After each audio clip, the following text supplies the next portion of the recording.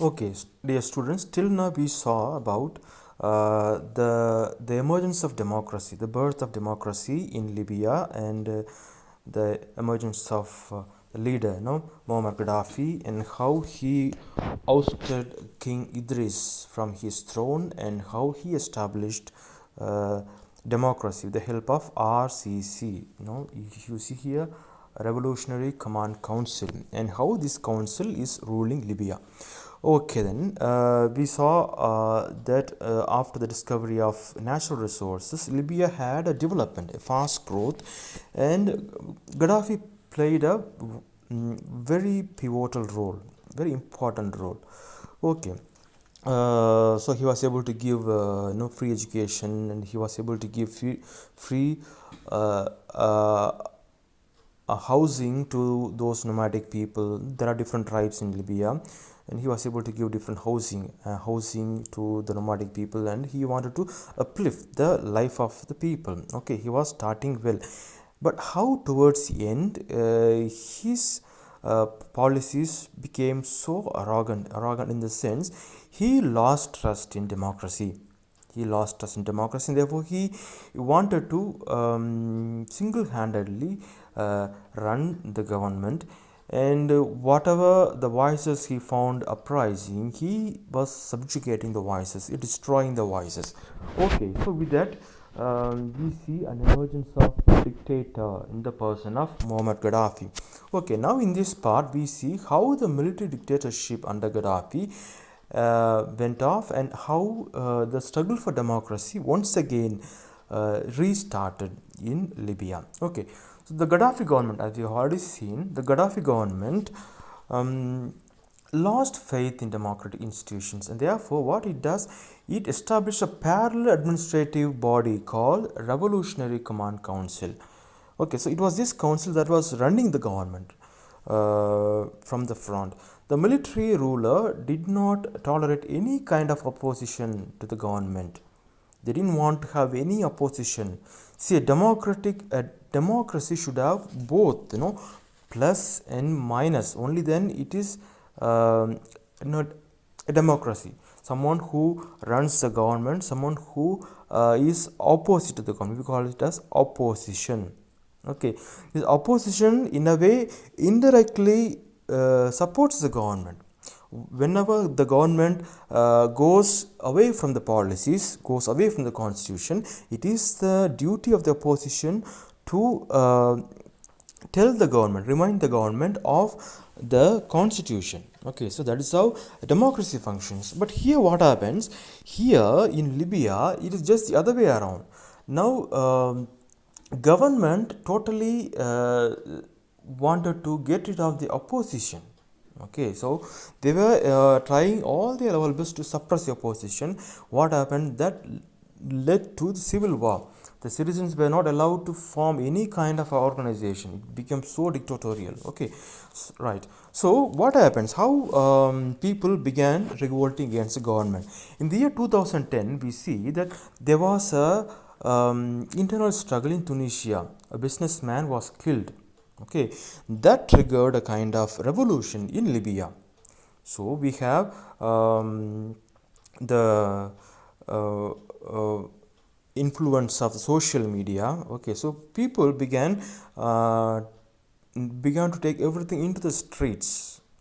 Here we have the internet and mobile technology played a big role in its spread, since the governments found it difficult to control these social communications. Now government suppresses the social media. They monitor social media, what happens, and accordingly they try to manipulate people. But in those times, it was just the beginning. It was the beginning of the explosion of social media, social activities through social media, and therefore government had just clueless. They were just clueless as to what they can do.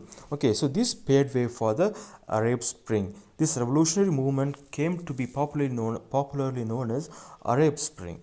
The next year, in the year 2011, in January, the Libyan people staged a protest against corruption in the city of Al Baida and the delay in constructing the homes under the government housing scheme. We studied how Gaddafi wanted to give housing scheme to all those people who are nomads, a kind of tribes, one of the tribes. Okay, but they were delaying in the process, so people began revolting against the government because of the corruption. Also in Benghazi, supposed to be the capital city of Libya, people were not getting enough minimum civic facilities. Okay, so what happened? Everything became protest. Protest became everywhere. People were coming to the streets, protesting against the government and their policies and their dictatorial rules. Benghazi soon became the center of violent anti-government protests. Now, finally, what happens? Now, people violently protested against the government. The police tried to crush the revolt. People across the country began sharing their problems through social media, internet, and mobile phones. But the government controlled the media, but they were not able to control the social media. Then what happened? The anti-government protests became so violent in February 2011.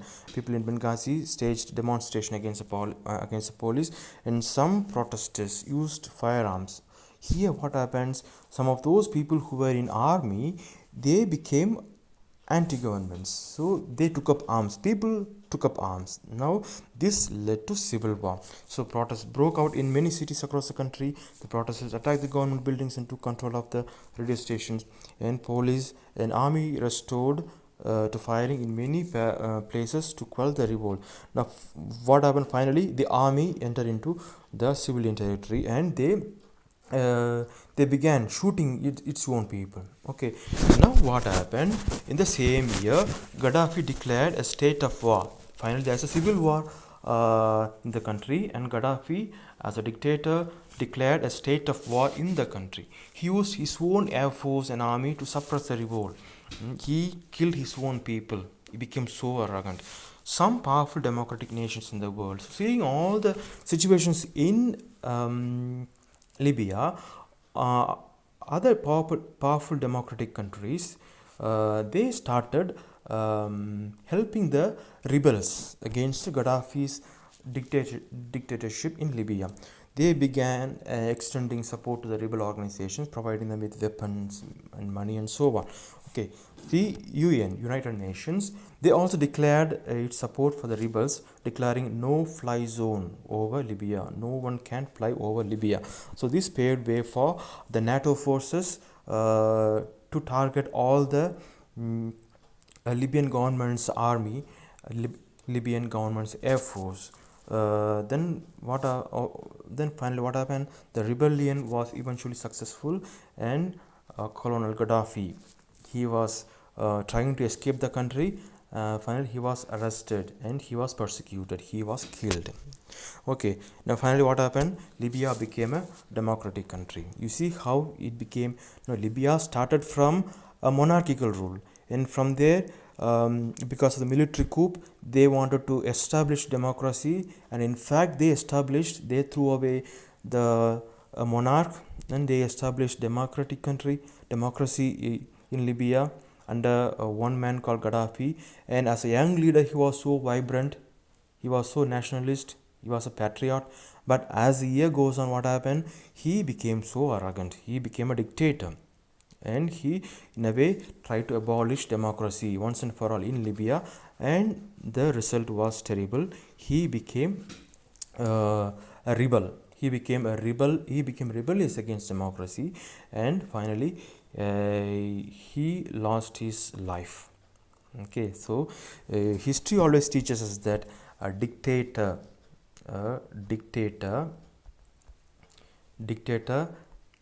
can never last long. People who are all against democracy, people who work against the people who support their own petty millionaires to subjugate its own people, will never ever last long.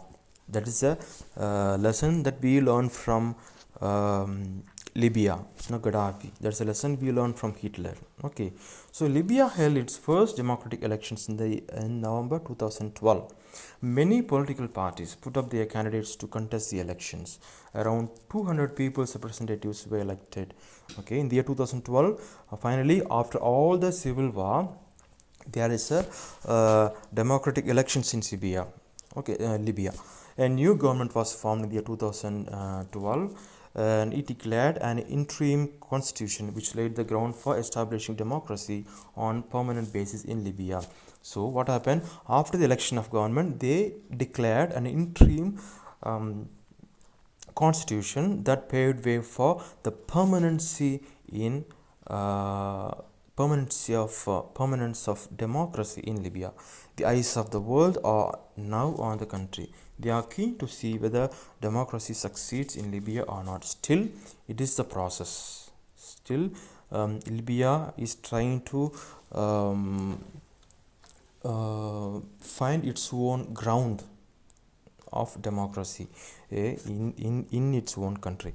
Okay, so with that we complete the first part, an example of how the democratic ideas spread across Libya and how they were able to go through two different phases, phases of monarchy and the phases of seemingly emergence of democracy, and how that turned out to be a dictatorship, and how people themselves, they came onto the streets and they overthrew the dictator, and then how once again they are trying to re-establish democracy in their country. Okay, so with that we complete the first part, the idea of democracy in Libya. Then in the next part we'll move on to the idea of democracy in Myanmar, how the values of democracy are established in Myanmar and how it is going on right now. Okay, we see that in the next part. Thank you.